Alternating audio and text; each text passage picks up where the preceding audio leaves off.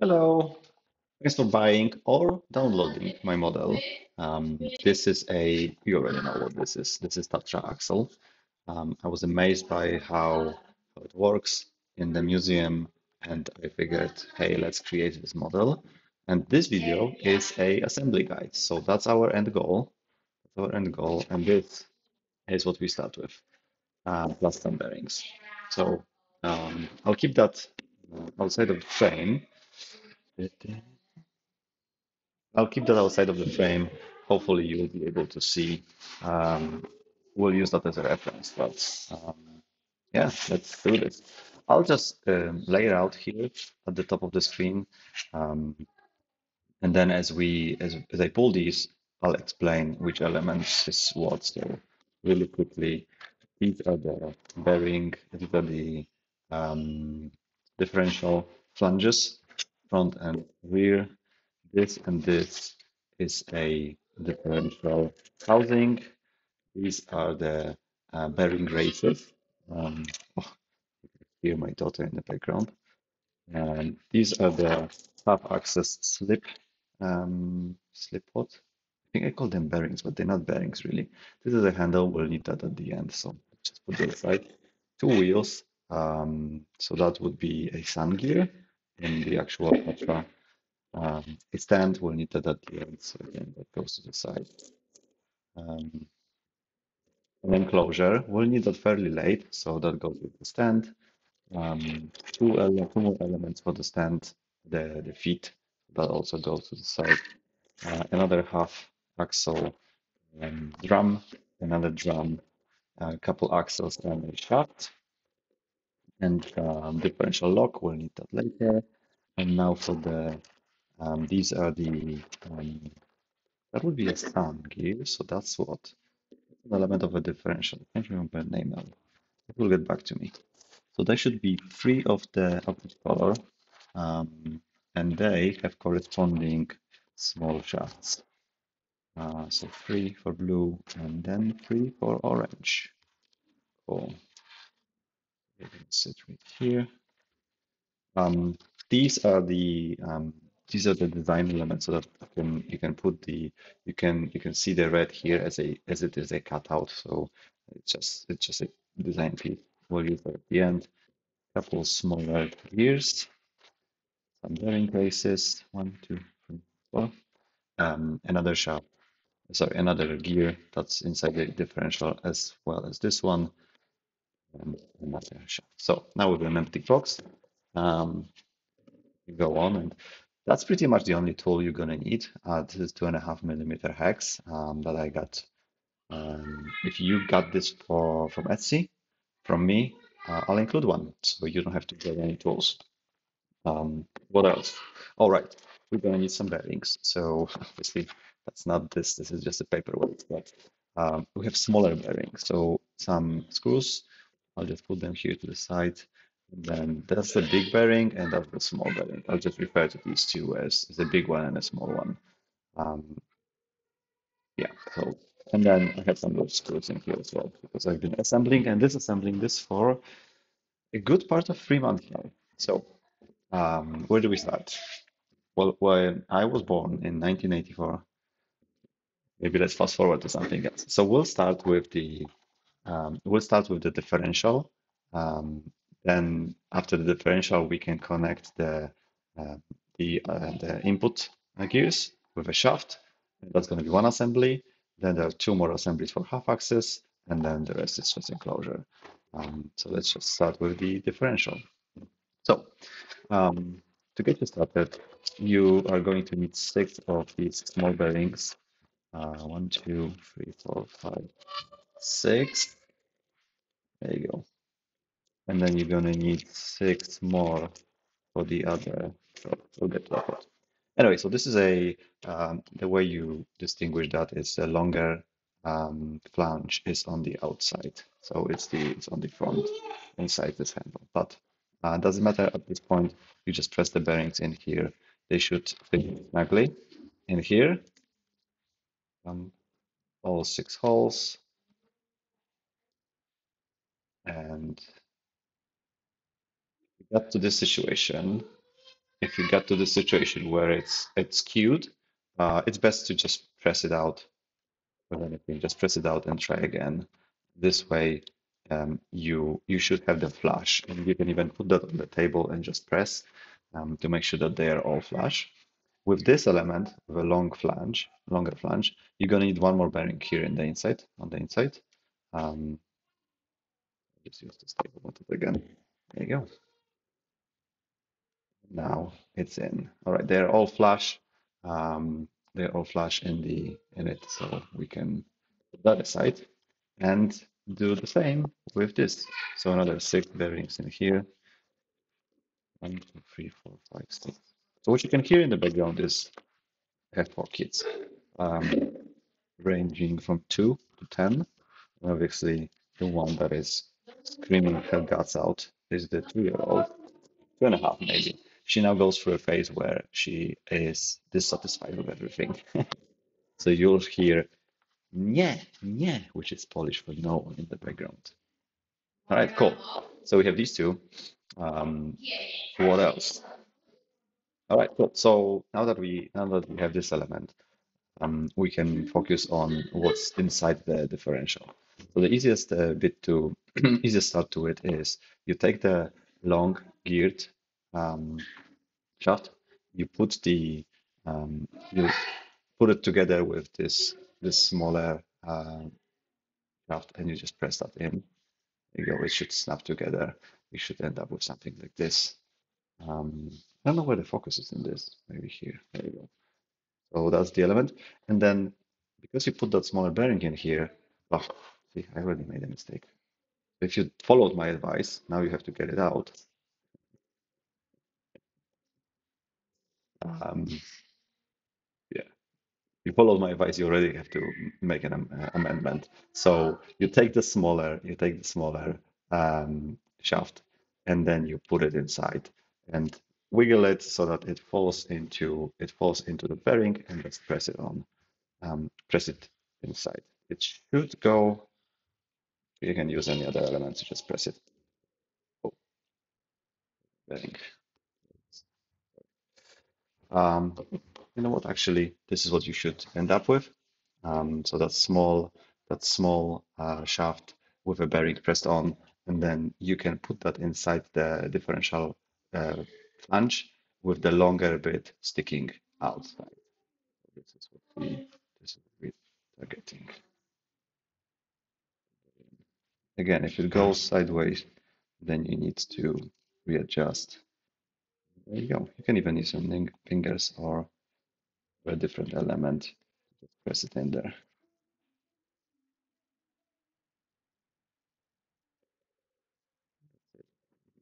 More. There you go. All right. You can feel how it snaps into place. So now we have this outside flange. There is a orange element, orange gear inside, and a little bit of a stick out. So what I'll do next is I'll still use one of these elements that we'll need for later. I'll rest it, against the gear, so that it doesn't, snap on me again. And now I'll take this orange gear with a shaft and press it on. Cool. Now we should have this assembly. I'll put that aside for a sec as we assemble the orange. Is that a sun gear? I think that's a sun gear. That's a sun gear, then what this is? Well, I've been doing it long enough that I can't remember. All right, cool, the names. So you press that in, that's what you should end up with. It's gonna go all the way to the bottom, and the sides are different. So you'll see one is phased, so that one needs to stick out.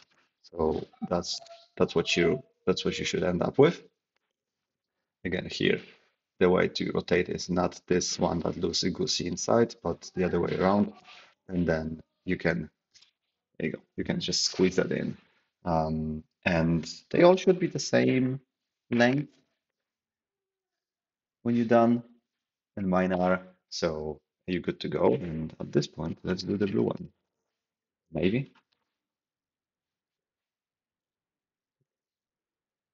And because it's 3D printed, you have these lines, which for some of these you can't really see, but you can feel that under the fingernail.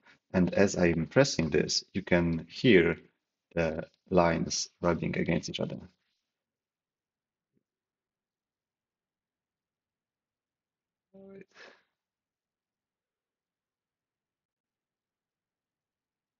Cool. We're still recording. That's good. All right. So all of the six sun gears should be the same length. This side, yeah, and you should be able to see that they are all the same length. So now for the fun part. So we have a orange gear here inside, um, pressed in and everything. So we're just gonna take an orange gear and make sure that we put that in the way that it intersects with the larger gear. So now it intersects. And now for the second one, because we chose the, what is it? My left. It's gonna be your right, I think. The same hole for this one, and then the same hole for this one. Um, the reason why this is important, just clean this one. Action. So you should end up with all the orange gears inside, and they are free to move. They're quite loose at this point because we'll get them locked into place in a sec now. And then you can take the blue one and reverse it. So if we put the orange one on this side, we just get the blue one to the other hole in the opposite direction and repeat with the remaining two. Press them in.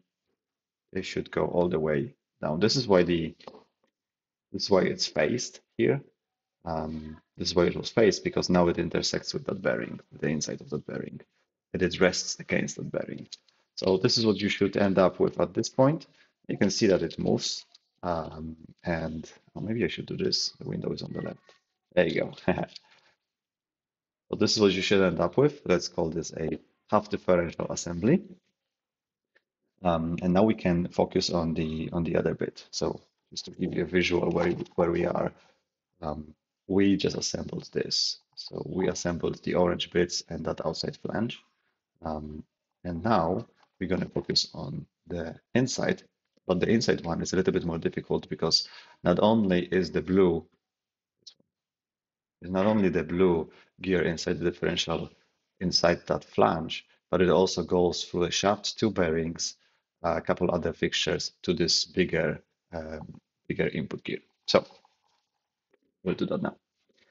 So we'll need, that's the short one. And we'll need a gear. We will also need this orange, sorry, that's blue. That's that blue spacer. It's just hollow on the inside.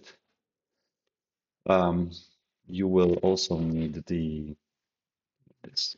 You will also need the bearing mounting plate and the blue gear. For that, we'll also need two of the big bearings and one of these, which we can call phalange. Can't figure any other different name. And I think that's it. Let me just think really quickly. Yeah, I think that's it. So now what we do is we can get the bearings. So that's going to be a simple. We can get the bearings and just press them inside here. So one goes in here, the other one goes in here. They should press fairly easily. It's a cutout, so that element has a little bit of play. And then just again, as with everything, press it against the table, make sure that it's flush. There is a surface. This one. There is a surface inside that the bearing is resting against. So the reason why you can put that flush is because I designed it so that it rests on that flange, on that edge that I just showed you, and then it's flush with the outside of this element, the flange one. Right? Cool. So now for the crucial bit, which I even forgot once. There you go. Cool. So you'll notice that this element has a flat side and a side with a step. So we're just gonna reference that the way that um, the stepped side is outside of me. So I'm on the flat side. What I'm going to do next is double check that I'm correct here. Yes. What I'm going to do next is I'll take this element, which it will fit inside the bearing. So it will just snap into place. And now you should have that on the outside again. That's the stepped side, right? On the outside. And because it's there, what I can do on the inside is get that um, differential half housing and put that on the inside. So you should now have this in your hands. There you go. So great. There you go. So again, the stepped side of the phalange is on the outside. There is a blue element that intersects with the bearing or gets into the bearing, and then the differential housing, half of the differential housing is on my side, on the what was previously a flat side, right? Cool. Now that we have this done, we can put a we can put that blue differential gear inside. It's going to be totally loose because there is nothing holding it. Because from the other side, you'll use this shaft and put that. You can actually, you know what? Forget about this one. Use the shaft and just press it from the outside. So again, it should press. I just pressed it this way because that's where it snapped. It's gonna realign in a second. It's gonna realign in a second. So now that I have this inside, I'll you'll see that it interfaces with the gear, with the blue gear. I'll do this, and at one point it will start snapping. There you go. And now just press it. Ah, different. Taking you out of the picture.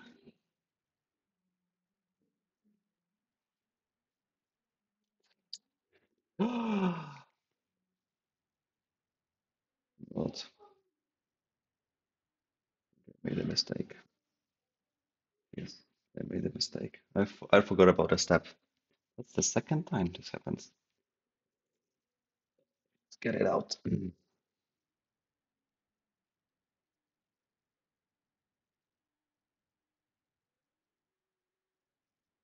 Oh, I already pressed it hard inside. There you go. So I got them separated. It's very difficult to get them separated, but you can kind of wiggle it around, and layer by layer it will release. So what I forget is that there is a bearing inside.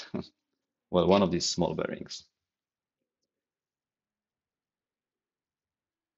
So maybe I'll edit that. So once you're at this point, again, what was the flat side of the phalange is facing me with the half of the differential and that elements that intersected with the bearing on the outside.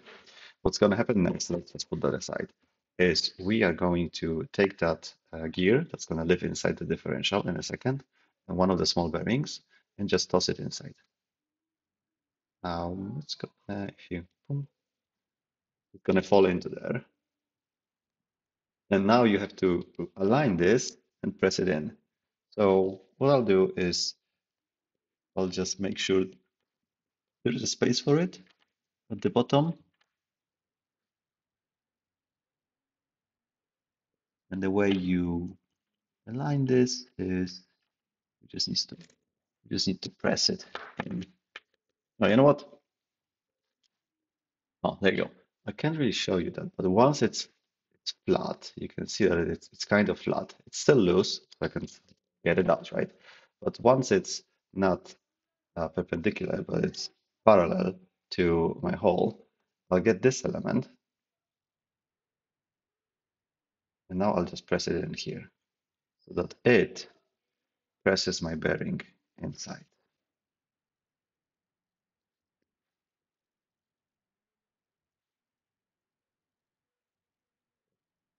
Right.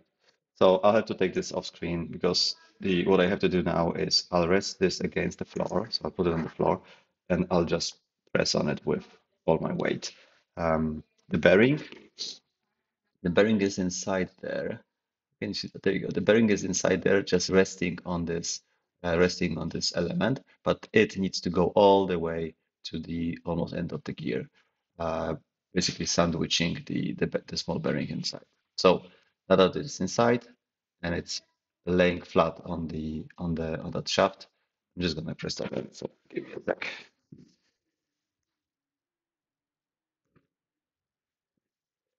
There you go. Not that heavy, but I guess I'm heavy enough. I'm heavy enough that it worked.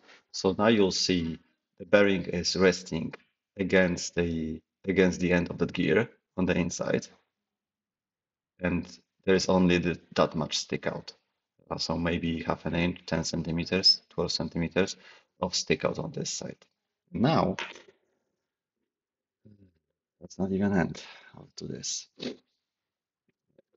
So we'll take another small bearing and put that here on the outside of the gear.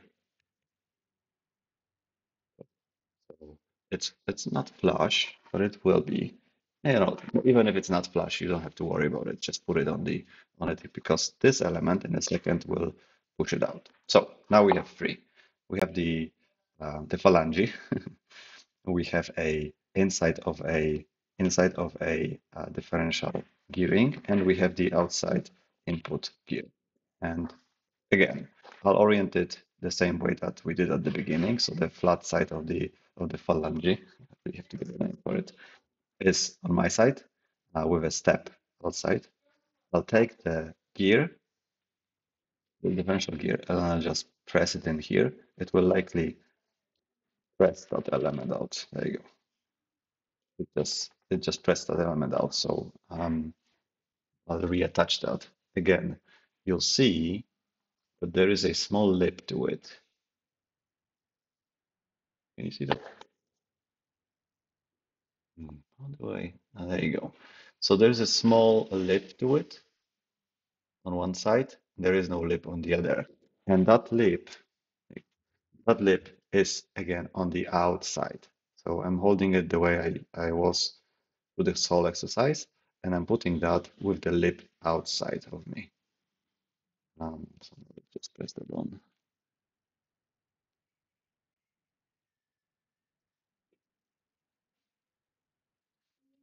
It will, hopefully, trying to be in the frame and also not obstruct your frame. So this is a little bit difficult, but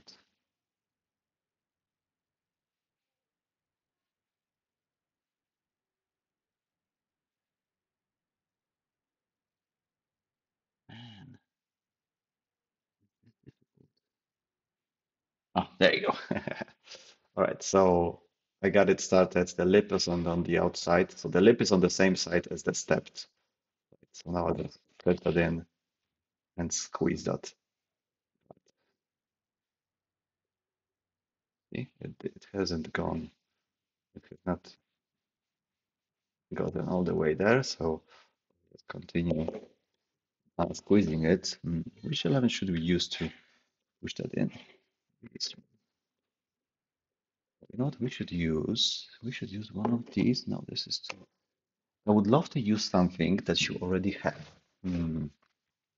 Not this one. I guess we can use the gear. Right.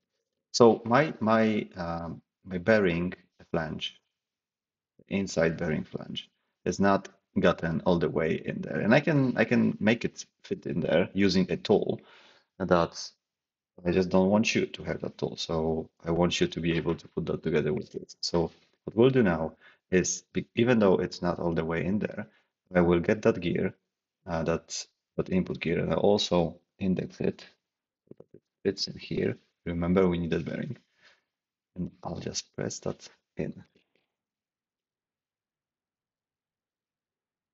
and it will help me. Oh, it will help me press. You know what? I have to take it to the floor again. So There you go. That's what you should start with. So we have the input gear and the differential gear connected. They're now connected, but it's still very loose. So I'll take that to the floor, put it on the floor, and just press on it here. And all of these will sandwich together. I'll be right back. You hear the snap. It was in my wrist, surprisingly. So this is what you should end up with. That's a beautiful contraption. It all moves quite freely. There you go. And there are bearings all the way. So this one got pressed out, so now it sits flush with the face of this input gear, even though it was a little bit on the inside a second ago. There's a bearing in here, and it's locked in place. There are 6 small bearings for the satellite gears. And one thing that I maybe need to improve upon is that you can still, there you go, you can still move this around. There's about a millimeter of play. It's going to disappear in a second, but if you want to make your life easier, just press it out. Direction is that? Just press on the input gear so that there is a little bit of a gap here. That we have a little bit of a gap in here. And that gear is not resting on the flange. Right, cool. So now that we have this, it's major progress for 26 minutes. Now that we have these two parts, we need to connect them. So there's a bearing in here, there's a bearing in here, and they are going to intersect with this shaft. So now, quite slowly, I'm gonna feed that inside, trying to align my gears, these gears, satellite gears with the bearings, going all the way around, making sure that squeezing it a little bit, but it will continue to snap into place, and you'll have to move some of these bearings, some of these satellite gears to make sure that it all aligns. But at one point it will, and now you get yourself a differential from a Tatra track. If I stop this blue input gear, put it on this side, there you go. I should be able to rotate that, and that's the sound it makes. And there is very little backlash in this contraption, and it moves freely. If it doesn't, then something may have moved and something is out of alignment. Should really snap into place, and because of all these bearings, it has the same axis, so it should be good. But if it doesn't, then just you can rewind this video and make sure that everything is in its place. I use this cutout to squeeze the differential halves together, making sure that there's no play between the halves of the differential and the gears. And it on its own should also turn around freely. But if I stop this one, it engages, and all right, cool. So we have the differential. Take a sip of water. So now that we have the differential, let's take a look at the model again. We completed this part. This way. There you go. We completed this part, and we'll continue doing the shaft and then the back wheel, the back input wheel for this orange half shaft, and we can connect that with the output shaft. Because the cool thing about Tatras is that if you have, well, the way they produce that is the engine is on this side and it powers this side and it moves the whole differential. But there is also another output on this one, and if you have another differential, you can just connect them. Another differential will go on here, and now you have 4-wheel drive, or 8 or 12-wheel drive, whatever is the configuration that they need. Maybe we'll do that at the end. Cool. So let's put that aside. That's going to be needed in a sec. We have not used any screws, only bearings, but now we're going to get into some screws. So let me just use these. These are 2.5 by 10. I got more of them than I needed, but that I need. Let's just put them all here. There we go. And now what we're gonna do is we're going to assemble the shafts. Have I promised you that we're gonna continue with the differential? I think I did. I lied. Apologies for that. So we'll take the half shaft. Mm, I'll take one big bearing and put it in here. It should snap into place. And again, I'm gonna put that on the table. Just press to make sure that it's flush in there, and you should see close to no stick out. There you go. It goes all the way in there. So that's one. We'll continue doing both at the same time. Here, make sure that it doesn't stick out. Even though it looks like there's a bearing in here, there isn't one. It's not needed. Um, cool. So now that we have this, we'll put that aside for a sec, and I'll use the orange wheel as an example. So there are um, two bearing braces again. This is where the bearing is. The satellite gear bearing will rest on. So this one. And we have to screw that back. We have to screw that at the back of this wheel. So from the outside,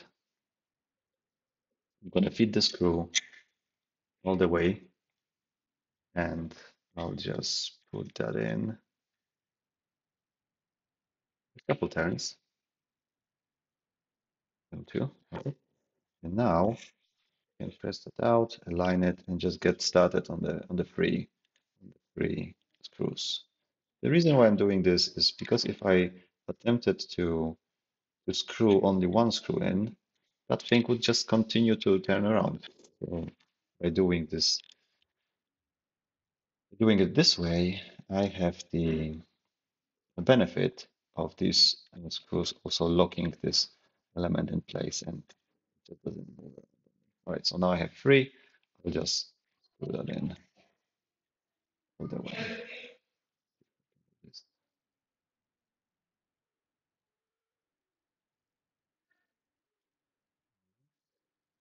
one. So it went fairly down. Is that the expression? It went almost all the way in. It went almost all the way in, but I'm not screwing it hard because I want to make sure that all of the three are aligned with the sound gear. There you go. Now that I have three almost all the way in, there's a little bit of a stick out on this side. I'm just going to use the long side, and you'll see that I'm using the long side of the screwdriver as some kind of a torque setting. So if I were to do this, I have a lever and I can break this. Well, I can break the thread for that screw, and I don't want that. So I'll just use the long end of this, and I'll just screw that with my fingers. And at one point, you'll feel that it is now tight, and there is no point in tying it beyond that point. That element is locked in place with three screws, and it's not load bearing. No one's going to use that in a car. So I got them flush in here. They are sticking out on this side, but we can ignore it. All right, cool. So now for the half shaft, it should fit inside here. So it's going to be loose. The reason why it's loose is because now I'm going to take another screw and screw that in the middle.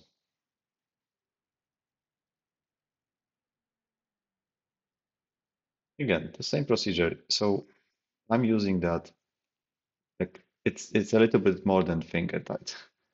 And you can see that they are all, maybe you can see on my picture, but you can see with the gear in your hand, they're all flush. And if it's flush, then it means that it's in the right place. So now we have this assembly. Let's do the same with the blue one.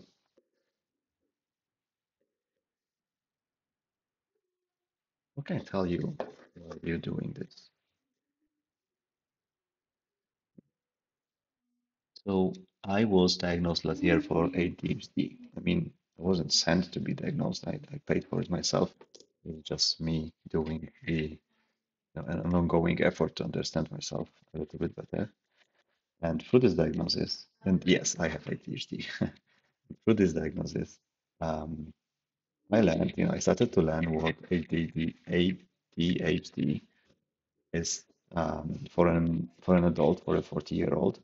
And I started to understand my life a little bit better. This project is my exercise really. So what I what I attempted to do with this project is I wanted to the old me would get to a point where that project was 80% done, and I would just publish that online and forget about it. I would half-ass it. That's nice, half-assing. A little bit more than anyone else would go, but in my mind, it would be 80%, but I would just lose focus. So I hyper focused on this a lot during December break. I spent hundreds really of hours on this project already, but during the December, I probably spent good, you know, half of it in Fusion and just test printing this. And I hyper focused, so that's one of the concepts of ADHD is that you hyper focus on one thing, and then that hyper focus goes away, and you are left with an unfinished project. So now that I understand myself a little bit better, and now that I understand the mechanism of this,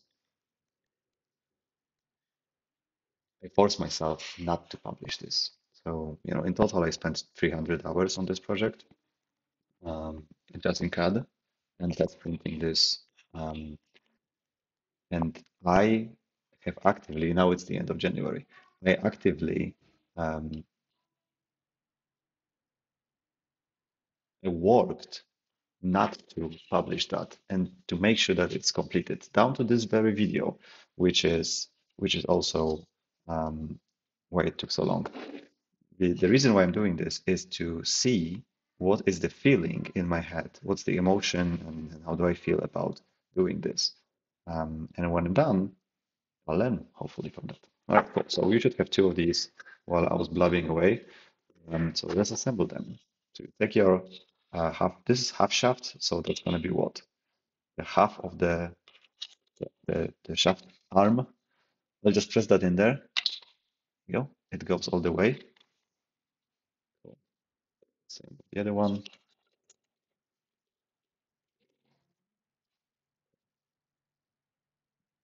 The reason why I'm turning this is to make sure that it still rotates freely and that there are no obstructions.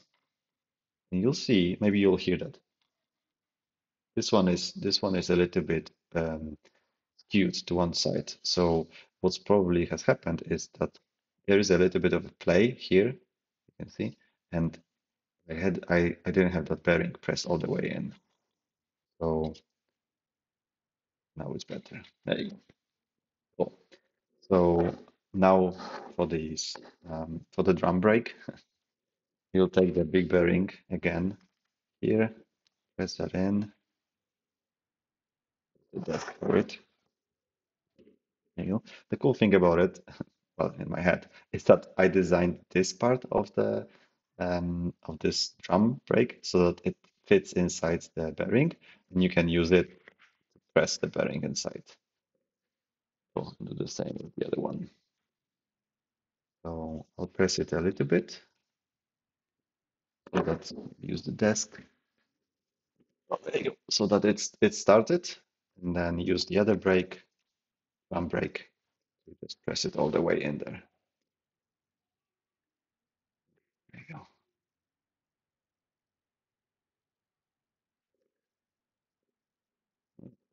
One is centered, and this one is almost centered. Oh, beautiful. See how smooth that is? So now that we have this part, is we're going to thread the half shaft inside. It will intersect with the star pattern in there. You may want to move it side to side a little bit, and it's just going to snap into place. It's not going to go anymore because it's just intersected with that bearing. That bearing intersected with the with that flange. The flange. And one more thing is the screw here. So put one in, use a long screwdriver to drive that. And again, you'll feel when it starts to fork. Like it. There you go. Do the other one. Again, the bearing, it's not flush, so mm, that was a design choice to hide this bearing from me. But because I used the other brake to press that in, that bearing is now pulled in so that you can't really see that. And as I do this,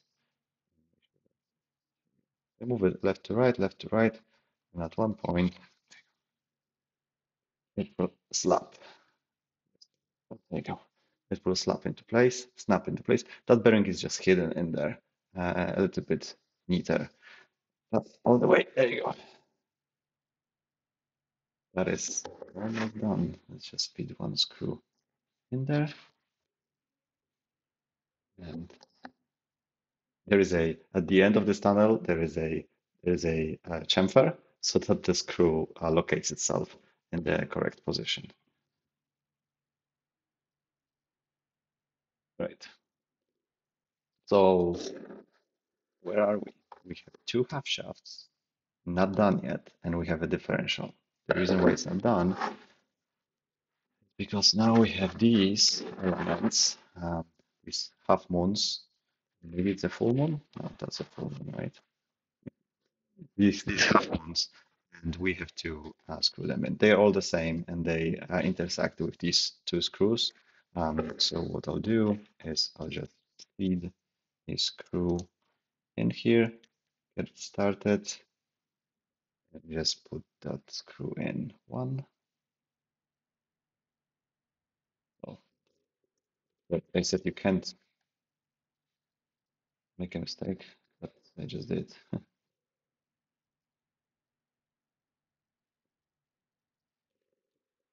Two screws, and obviously you need that to the shape to match. So I started it on the wrong screw, but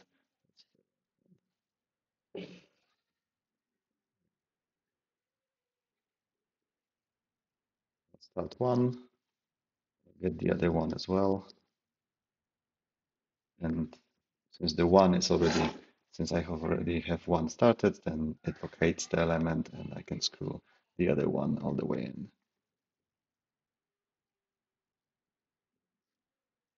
All right, so as I continue doing this for all four half moons, I'll just continue with my eye-watering ADHD story. So one of the reasons, yeah, for this project was just to finish the project and make sure that the hyperfocus, is not controlling me, and I can use that to my advantage.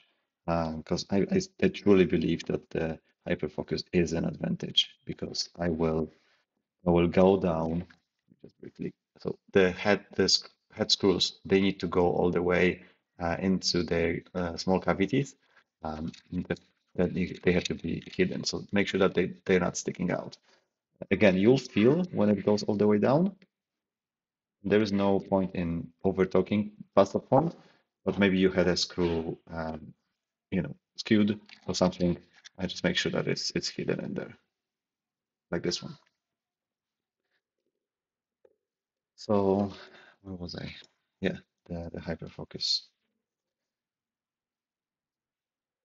So that was what I was doing, and I'm yet to publish this. There's another element of me that I'm working on, which is I have I took a Gallup personality test.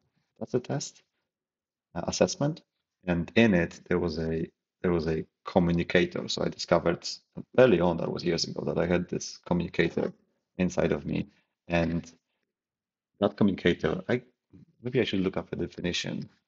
Let's do this together as you're screwing that in. Gallup communicator. communication, even not communicator. There you go. It's called Gallup Strength Finder, and then the communication.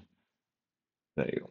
So people exceptionally talented in the communication theme, that's me, generally find it easy to put their thoughts into words, which this video may prove otherwise, but bear with me. They are good conversationalists and presenters. So yeah, that's me. People complete blah blah blah.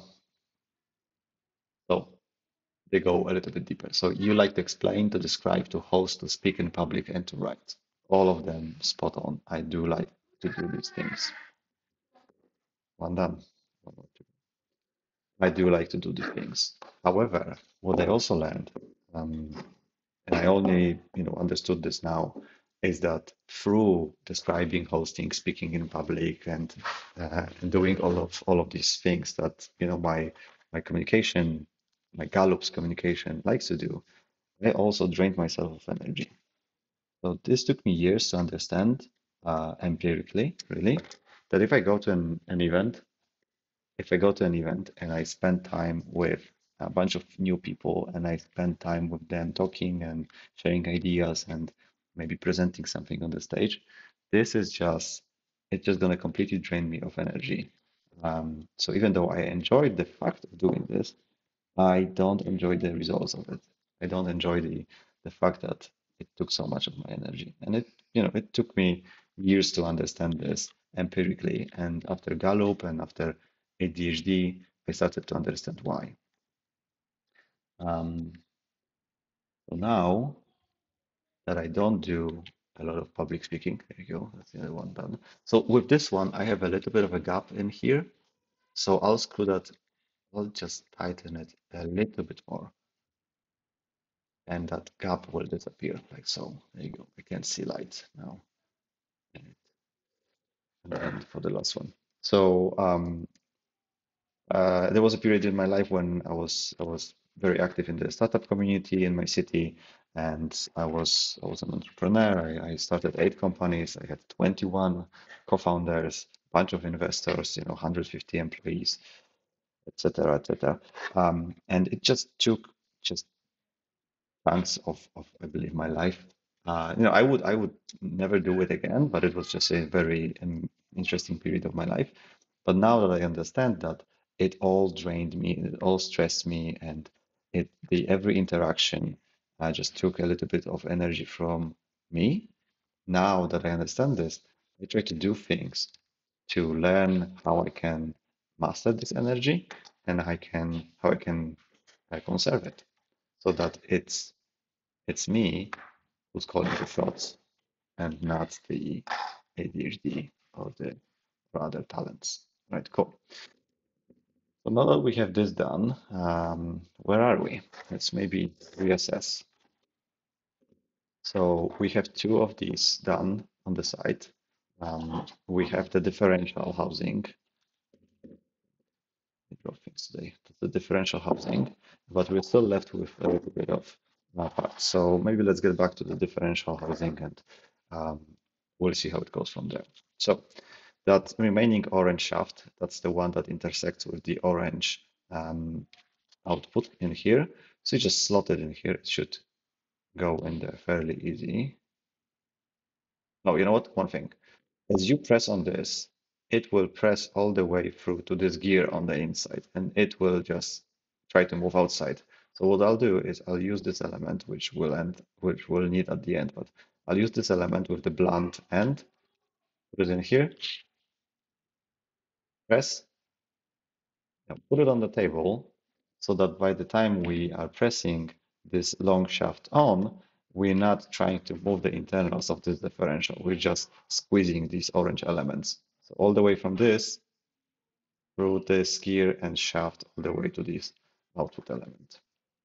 And we're not moving them around. So it should go. So that's a crucial bit. But by the way, this is a crucial bit, and this is how you break this element off. And if you bought this from Etsy, I'm gonna send at no charge, no additional charge. I'm gonna send to you any part that you break from this. Just let me know which parts you broke, and I'm gonna preprint them, reprint them and send it to you again at no extra charge because I do understand that this is a tight tolerance model and you may break something during assembly. And I just don't want you to have a model that is partially assembled. Right, cool. So that's the bit where you, if you squeeze it, sorry, if you wiggle it too much, you are going to break this. So I'll take this off camera again, and I'll just squeeze that a little bit closer to my body so that I can control this movement. I'll just move it left to right until it's all the way in there. The reason why I'm doing this close to my body is because I can then control this movement. Okay, almost there. It has to go all the way down. Yeah. Maybe I'll pound on it a little bit. So put it on the floor and just hit it a couple times here with an heavy object. What's my heavy object today? How about this piece of exotic species of wood, which I can't remember what it is, but it's pretty. So I'll put that on the floor again with this small element in here with the blunt end resting against the gear inside, and I'll just lightly tap it. I won't do it here because the camera will move, so I'll just put it on the floor and just lightly tap it. And you'll hear what I can hear, hopefully, that it goes. That's no longer light tapping, but it's snapped into place.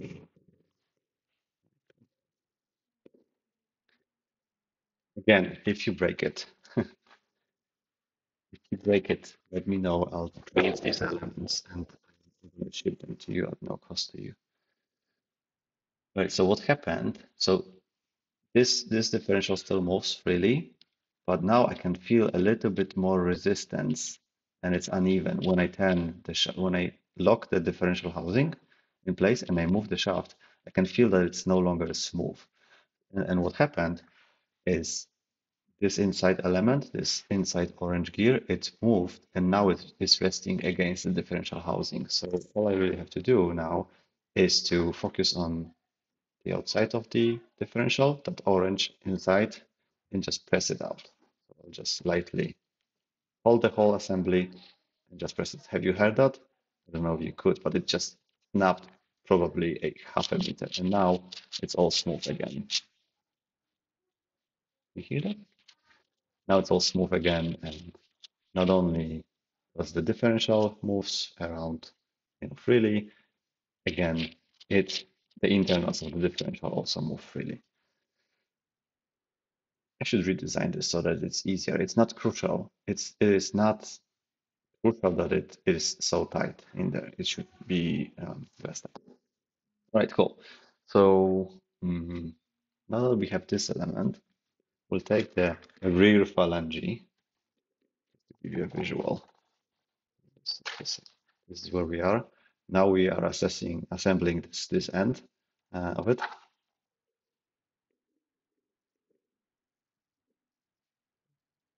So I'll take the phalange again, and it's the same one as this. It's the same as this one, and it has the stepped edge and the flat edge, and the steps should face each other. So you'll see that the step side is in here, and again the stepped side should be on the other one, and on the other end should face inside of the differential. Let me quickly check something. We're 3 minutes in. So what I'll do now is reference. There you go. So let's move to the side. Again, I'll take the flat side of that phalange towards me. I'll press the bearing in, so we'll get another big bearing in here. It should sit flush. Now I'm gonna take this element, which similarly to the previous one, it has that edge, that lip. That lip should again be facing you, so that it rests. There you go. It rests against the inside of the bearing, and it's not going anywhere. So with these three elements in, what I'll do is I'll take the orange input gear and that remaining shaft. You'll see that it's hollow on one side and it's open, it's blunt on the other one, and it says B for back. Um, so if we keep it this way, the gear is going to be here, and that shaft will come from the end. But if I start to push it from this side, I'll just press that bearing out. So I'll actually press it from this side. And this one is fairly easy to get in. So halfway there, and then the gear should really keep it consistent. There you go. So the flat side of the phalange is towards me, and just squeezing them together. There you go. And you will see that previously with that inside that input gear, we just had a hole through. And now that small shaft is just resting against the edge in here. And that's what we wanted. Now let's just press that all the way in, make sure that it's tight, it moves freely. Yes, everything's fine. And now take the differential assembly and just feed that inside. Again, I'll just do that closely to myself. There you go. That side went way easier than this side. So that's what you should now be faced with. So we have the differential with the two input gears. They are independent of each other and they are only interlocked here in the differential. And then two phalanges. Everything is on bearings. So now that we have this, I guess there's only one thing left to do, which is to get our enclosure in. Enclosure has a front and a back, and the way you distinguish them is you flip it, and the worst side is in the back. So that's where it got very tedious to design this, and it prints in this orientation, so it stands on this side. So this is why it's a little bit more rough here on these two edges, these two faces. There you go. But the rest of it is superb. So that's the front. Remember, it's also a little bit longer. Anyway, what we're gonna do now is right. How do I do this so that we can follow? So here's uh, there you go. Here's the assembled one. Here's the one that we're assembling. I'll just try to do the same. So you'll see that the gear here is off center. It's not symmetrical. The reason for it is because obviously the Tatra gears are not symmetrical. So one wheel is a little bit more towards the front and then the other one is towards the end. It also dictates how you rotate this when you assemble. So as I'm holding this internals of the differential and the axle, you'll see that you will get the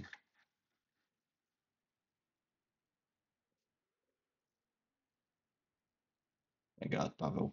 Do you remember how I said that the stepped sides should be facing each other on the phalange? So here's the step, and here it is on the outside. So I'm just gonna really quickly ignore the fact that I did that. Let's assemble it.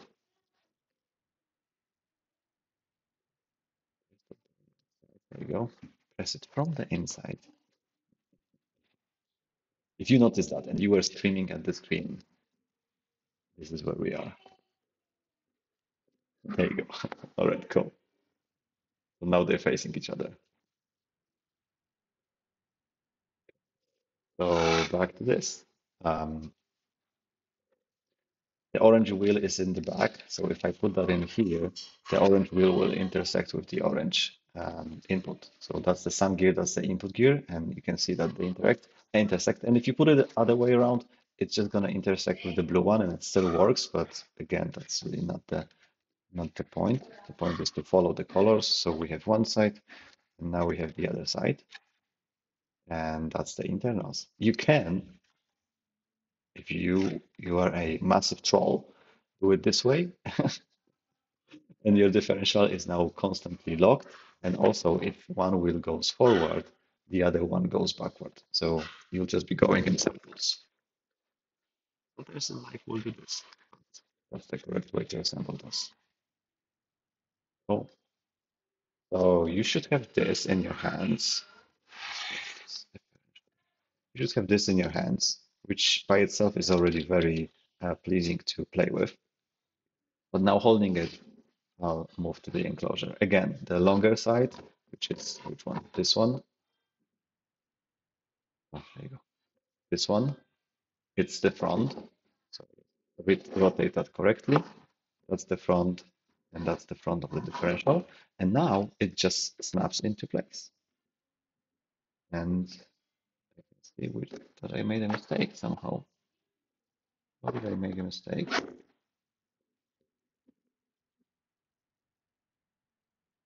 The orange is here. The blue one is in the front. Is that the front? Yes. Oh, I know. I know. So there you go. So I oriented that correctly. So the front of the differential is with the enclosure is in with the front, but it doesn't align. So you'll see the half shaft doesn't align with the hole, and the same on the other side. So if you remove one and just rotate this one all the way to one side, and then get the other one in place, then it will align. So they can go all the way around, and if they are on the wrong side, they will just misalign with the holes. So you'll see, I'm not pressing that in. You'll see that I just rested that. That's upside down for you. So I just press it in here, making sure that everything is correct, and then you just press that in, and you get yourself an axle. You should be able to play with it already, but we're not finished. Oh my God, that's very We're not finished. All right, so where were we? So now we have these two enclosures. So we'll get one in here. Yeah, worried for a second there. Screws. They're all the same screws. So 6 points, one, one, two, three, and then three on the other side. You can feed the screws inside one. Put the screwdriver, sorry, the key in, and just align it so that the top face is aligned, and it will screw in really easy. There you go. One already is almost there. I'll put another one in here. This one I'll screw almost all the way, or almost. Wait, there you go. I'll put this one.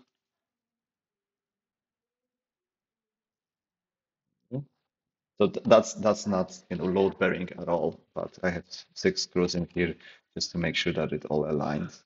And again, I'm using the long side of the screw of the Allen key because I want it to act as a torque limiting. So I'm just using my fingers. Can you call it finger type? Okay.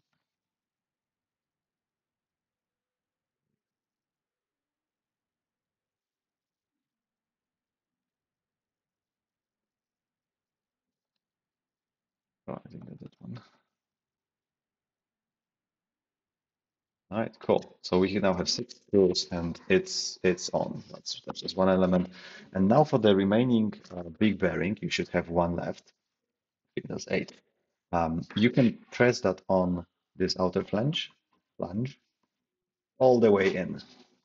So, there you go. Let's press all the way in. Let's just make sure that it's all moves. Yes, that's the move. And it will go. Just make sure that this is the recording. There you go. It will go on the inside of this enclosure. So that will snap into place, click, and it also has 6 screws. All attempts to screw now. Where were we in the philosophical discussions?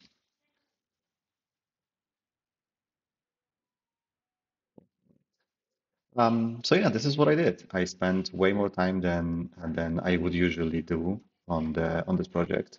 I wanted to see how it feels, and it feels incredible to have this in my hand. And I'll have two in a second. The reason why I put that on Etsy for 200 or something euro, which is just enormous amount of money for a 3D printed model, is because I want to encourage people to not buy it from me on Etsy. I want to. Oh, you know what?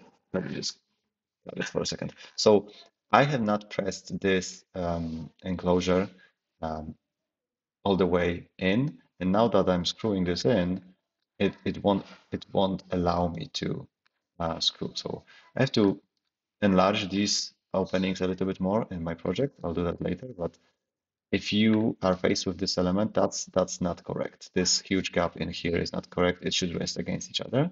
So I'll just undo these screws. And as I'm redoing them again, I'll just press that in so that it sits flush. And then our red elements, red cutout elements will also. So it should go, there you go. It should go all the way in, like so. So I'll just continue to do this, but this time I'll just put a little bit more pressure on this.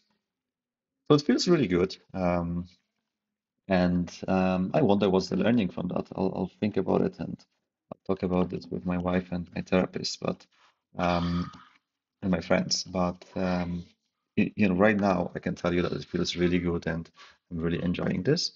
Um, and that's part of the self-development journey that I'm on right now. Understand myself a little bit more, know where my energy is drained, what is really actually giving me pleasure, where I can use the elements of ADHD, which usually are negative, where I can use them to my advantage and where I can actually get them to, benefit me rather than distract me from getting things done. Or more screws in here. Or balls in here.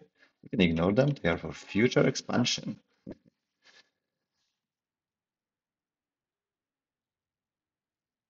And one thing that I just didn't do is I have not told you what the future expansion is. And my previous Pavel would tell you what that future expansion is because I thought this is printed a little bit not clean. So I'll just make sure that this is opened enough so that I can get the screw in. I'll probably reorient it. It's a little bit easier. So the previous Pavel, the old me, would tell you what that future project is because I thought in my head that if I publicly share my plans, that would put me in a position where I'm forced to do it. And sometimes it worked because that was the only way for me to get things done. If I, promised publicly or shared publicly, that was very often the only way for me to actually finish a larger project. But that's just not healthy, and it can lead to all kinds of different stuff. So now you have your differential. Let's focus on these four elements. You don't have to put them on; they are purely cosmetic. Oh, you know what? No, sorry, apologies. I just noticed something. So you'll see that these still rotate. So these phalange elements, they still rotate. I can rotate them inside. And there is a screw hole in here, and you have to align that with this one. This is what these two screws were for. So it should go center. So it should be fairly center. There you go. And then the screws align. And you can screw that in. And it locks the phalange in place. So let's do this now.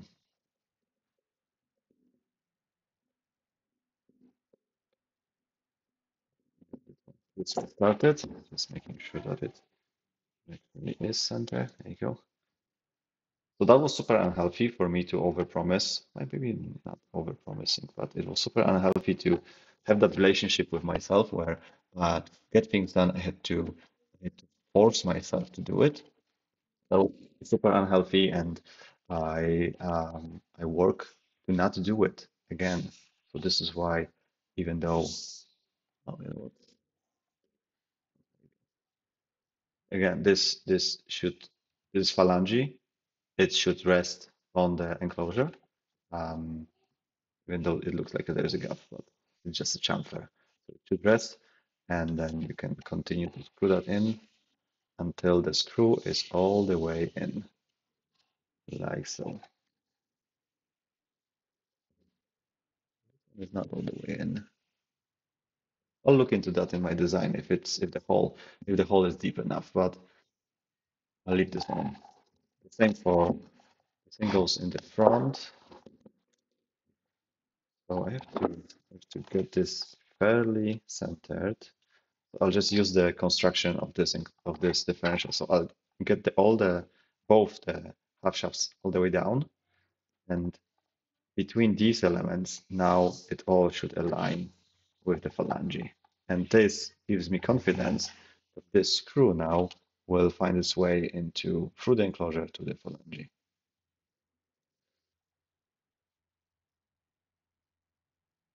See how confident.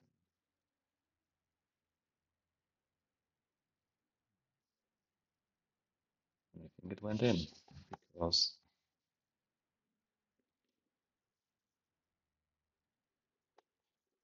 it, or has it pushed my phalange out?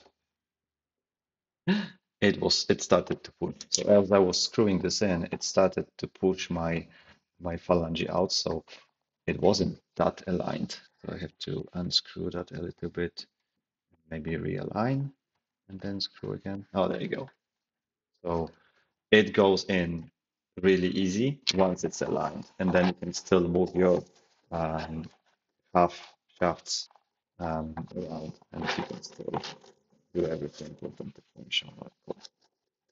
This is new, like this is the first time I assembled this compared to the one that I've been playing with, and it's just super easy to move because I've been using this so much.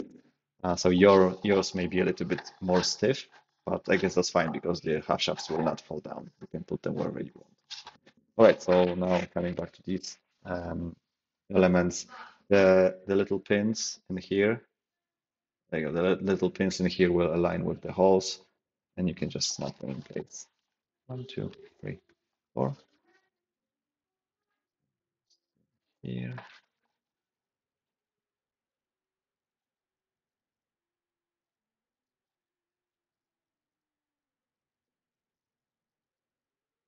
And one in the back, and then the other one in the back.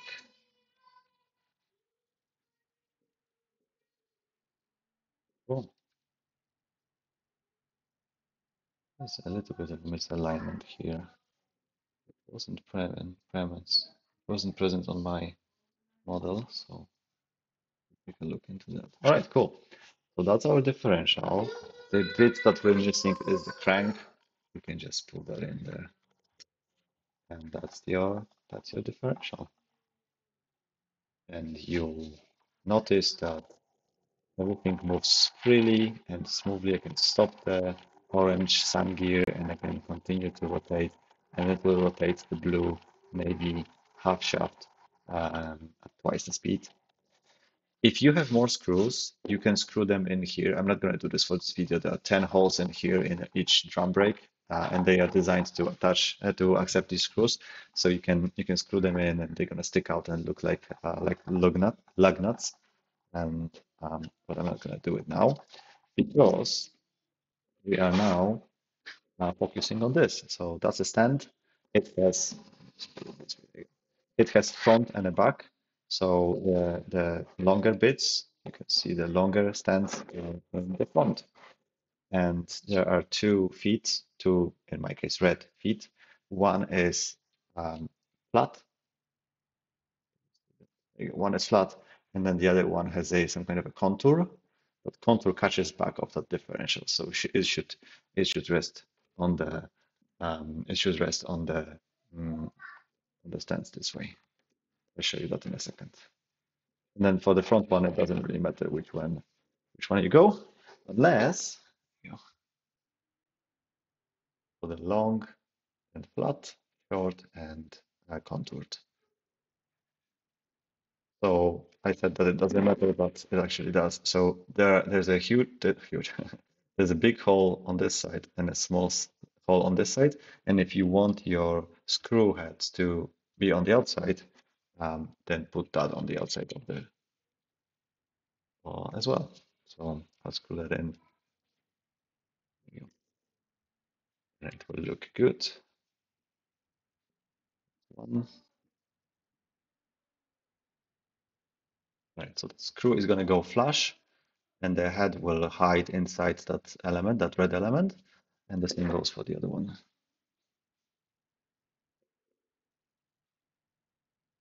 Obviously, the same goes for the back.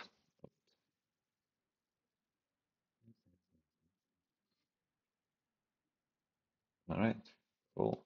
That's front, and then for the back, again, the larger opening is on the outside of the stand because I want the screw heads to be visible. Kind of a design element.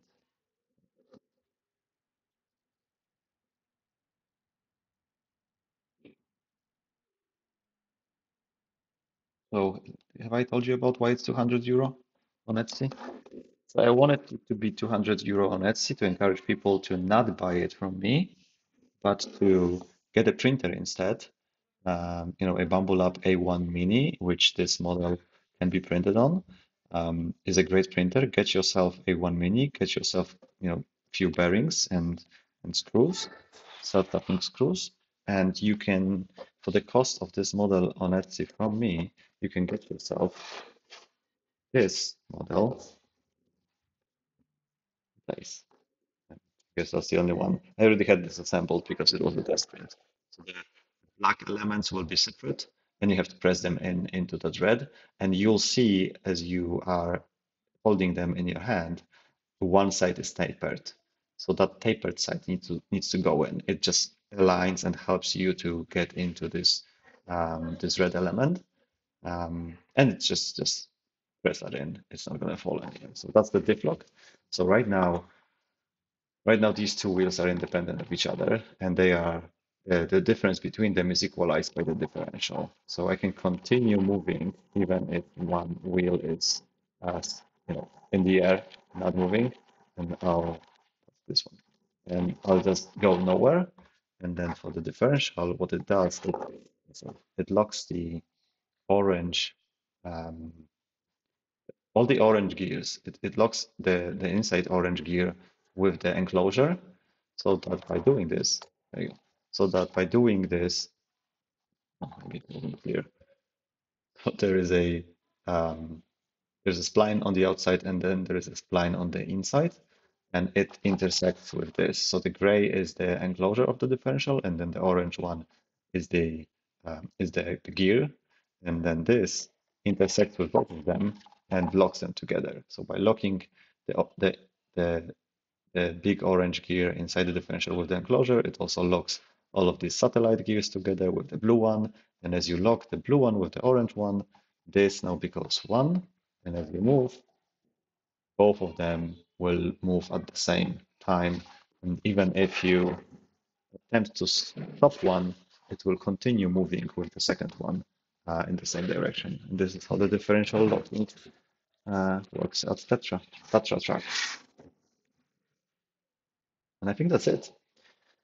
Thank you very much for watching. I hope you enjoyed this. This is a little bit longer than I expected, but we have an hour and 20 minutes. I enjoyed your company immensely. If you decided to print this, I applaud you. And this is a great effort. You can teach your kids about this.